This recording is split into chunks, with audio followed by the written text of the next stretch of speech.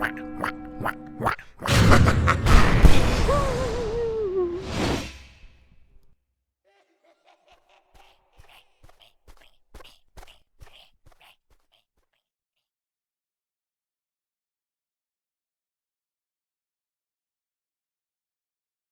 Goose Who Wore Nikes and the mystery of who murdered him. The Nebraska celebrity bird delighted all until he was brutally killed. Jessica Fleming was 12 years old when she met the goose who would change her life. She was living with her parents and grandparents at a former naval ammunitions depot in the small city of Hastings, Nebraska, and she never quite knew what would be going on there when she returned from school. "I got home after a brutal day of junior high," she says. "I looked out the window and I could see my grandpa holding a leash. So I walked out to see what he was up to because he was always up to something." Jessica's grandpa, Gene Fleming, was an inveterate tinkerer. He had made his fortune in manufacturing, and it was he who had transformed the ammunition depot into apartments, complete with a rec room and chicken hutches. A few days before that fateful day in 1988, he had been visiting his sister-in-law's farm when he saw something that got his heartstrings tugging and his wheels turning. A 2-year-old goose who had been born with no feet, struggling to follow his fellow geese across a gravel road. "Because I'm a Shriner," Gene later told People magazine, "my natural instinct was to help him." First, he tried making a foul-sized skateboard, figuring the goose that could push along with one stump while balancing on the other, but no dice. The goose was patient, though, and Gene soon hit on a solution: a pair of patent leather baby shoes, size 0 and stuffed with foam rubber. By the time Jessica got home from school, the goose was running pell-mell around the yard, tugging at the other end of the leash. Soon, they were calling him Andy. At the time, Jessica wasn't necessarily impressed. "I was at the age of being constantly embarrassed by my family," she says. She couldn't have predicted Andy's meteoric rise and devastating fall, that the footless goose would become first an international superstar, then the victim of a brutal murder, then the subject of a mysterious cover-up.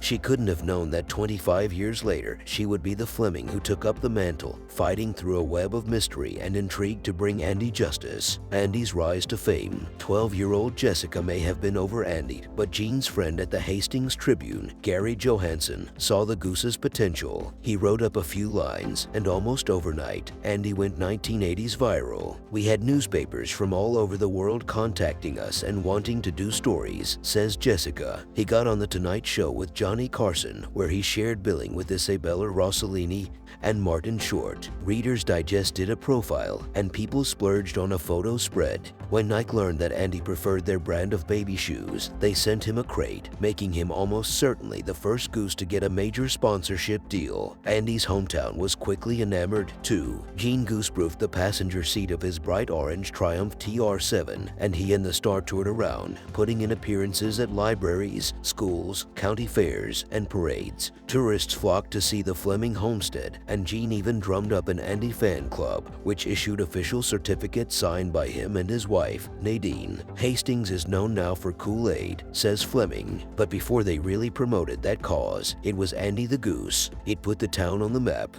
Even beyond the shoes, Andy was a special goose. "He was very sweet-natured," says Jessica, "just literally a nice bird. He seemed," she says, "downright grateful to her grandfather, loyal to him despite the temptations of fame, and patient when he tried to switch out his Nikes for high tops or to see if he could ride a bicycle. When Gene picked him up, Andy would nestle into the crook of his caretaker's arm, his shoes dangling like a kid's from a high chair. He's a one-man goose," Gene told People. "A brutal crime, but it couldn't last." On October 19, 1991, Gene and Nadine got the kind of phone call every goose owner dreads. "Is Andy okay?" asked an anxious voice on the other end. A couple of Hastings residents had been out metal detecting in a local park and had found a dead goose sporting telltale sneakers. The Flemings rushed out to the hutch. There were fresh footprints in the dirt, much bigger than size 0. Andy and his mate Polly were nowhere to be found. Andy's killing was national news. A story about a community that rallies around a footless goose has almost everything. Add a murder mystery, and you've got a truly all-American tale. Reporters pulled no punches, veering from grisly to maudlin in mere paragraphs. "He was found in a heap, decapitated and skinned, near the town baseball diamond," wrote People, before quoting a local first grader with spina bifida fitter.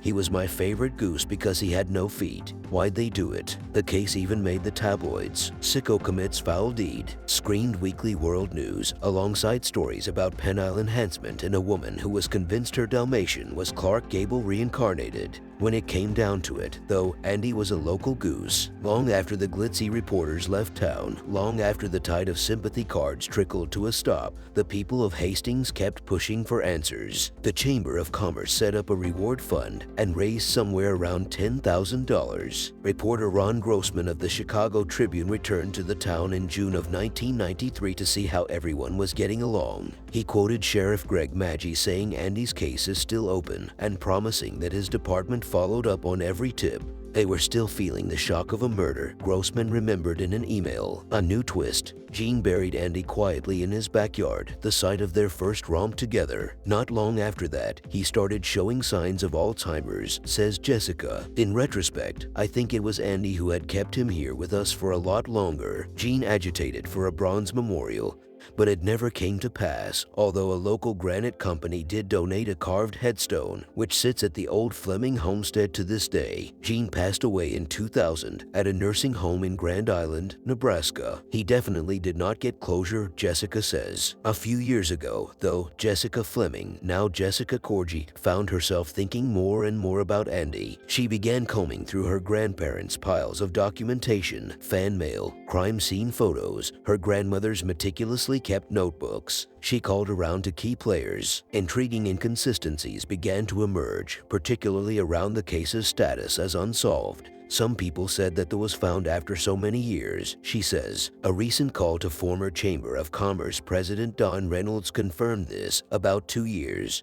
Someone from the sheriff's department called and said, "Well, we found out who did it, but we can't tell you and we don't want to have any news release about it," he said over the phone yesterday. "We didn't know what to do. Finally, we donated the reward to our community foundation, which used it for kids' projects." The department, he said, had told him that Andy's killer was somebody that was not responsible, suggesting that they were perhaps mentally disabled or otherwise not in control of their actions. "We can't know for sure what Andy the Goose would have wanted, but it probably wasn't to cast undue scrutiny or blame onto a disabled person." Jessica, who is working on a documentary about Andy's life and death, agrees. "I'm not interested in the name of the person anymore," she says. "I wouldn't want retribution against the person or their family. I just want to know why."